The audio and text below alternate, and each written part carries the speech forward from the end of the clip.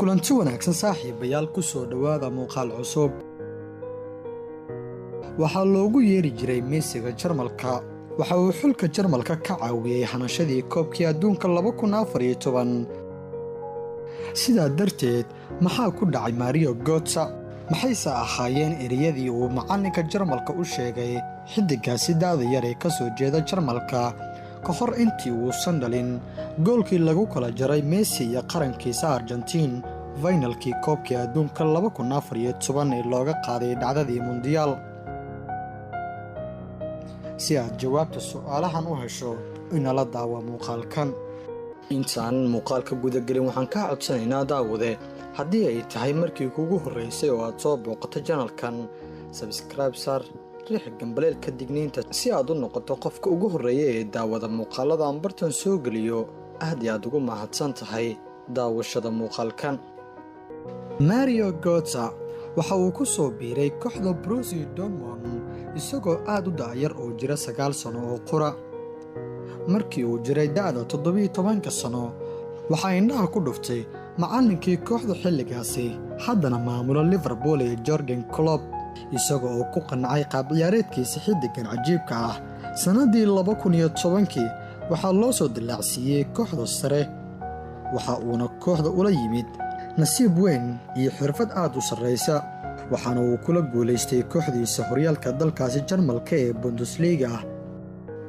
miyaynu xasuusteena ka saari karnaa sidii magaciisa uu u qabsaday garoonka Single Aduna Park, isagoo oo kooxda ka caawiyey in mar kale ay ku guulaysato horyaalka iyo koobka dalkaasi Jarmalka, isagoo oona dhacdadaasi isku baray dhammaan cushaaqda kubadda cagta, weliba kuwa u dhuundaloola daawashada horyaalka Jarmalka.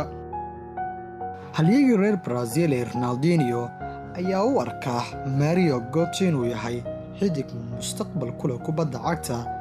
waxa uu lamaano gudaha garoonka kula ahaa Marco Reus iyo Roberto Lewandowski, waxaana ay kooxda si guud ahaanba uga caawiyeen in ay gaarto barnaamijkii tartankii koobka horyaalada Yurub ee UEFA Champions League, markaas oo ay khasaare kala kulmeen kooxda Bayern Munich kulankii ka dhacay Wembley ligada qaranka 3 libaax ee England.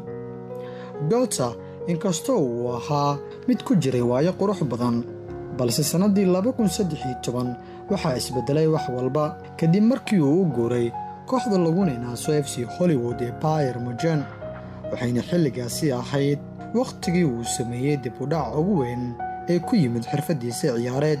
waxa ay ku beegneed xilligii uu Pep Guardiola ka shaqo bilaabay kooxda reer Jarmal, waxaana uu iska ahaa xidig aan miisaan weyn ku lahayn shaxda Bayern Munich, isagoo ansixiyey 10 gool, sidoo kale caawiyey 12 gool oo kale, mana uusan helin xushmadii uu u qalmay Messigii Jarmalka.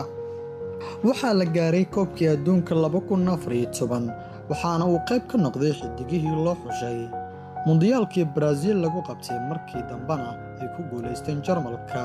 Gotze waxa uu ahaa badal macquul ah inta badan, waxaana uu waayihiisa ciyaareed ku qurxiyey markii uu Jarmalka ka yeelay kuwa hanta koobkii adduunyada ee 2014. waxa uu dhageystay hadalka macalinkiisa Joachim Löw oo ku yiri Gotze, waxaad adduunka tustaa sida aad uga wanaagsan tahay Messi. dabcan waa hadal miisaan leh oo aan la xamili karin culayskiisa, balse Messigii Jarmalka waxa uu garaacay habeenkaasi Messigii caalamka, isagoo oo dhaliyay kubad aan dhulka dhicin, islamarkaana uu caawinteeda lahaa Andre Zola.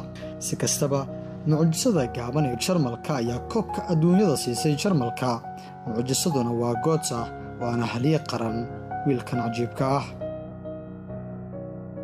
labadii sano ee ka dambeysay hanashadiisii koobkii adduunka waxa uu hoosta ka xariiqay inuu yahay dhibane, waxaana uu martigeliyey xilli xanuun badan oo dhaawac ahaa, taas oo saxafiyiinta qaar ay ku micneeyeen in Gotze uu qolal badan ka kiraystay isbitaalada ku yaala Jarmalka.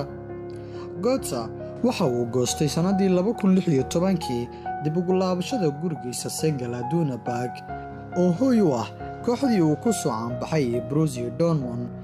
inkastoo xorriyad iyo dareen wanaagsan uu ku dareemayo kooxda jaalayaasha, haddana ma haysto niyaddii uu 7 sano ka hor lahaa.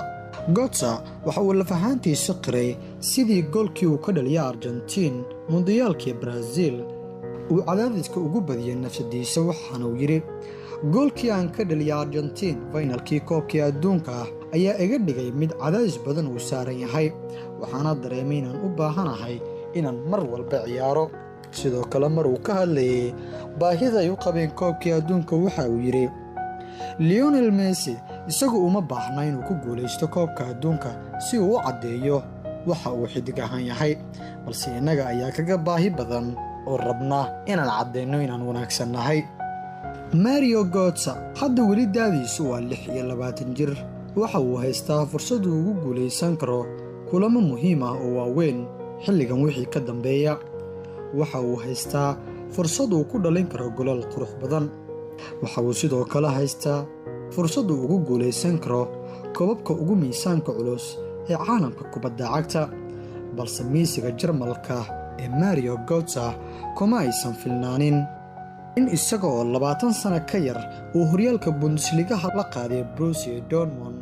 sidoo kale kuma aysan filnaanin in koobka adduunka uu ku guulaystay weliba uu dhaliyay goolkii guusha isagoo 21 sano jir ah.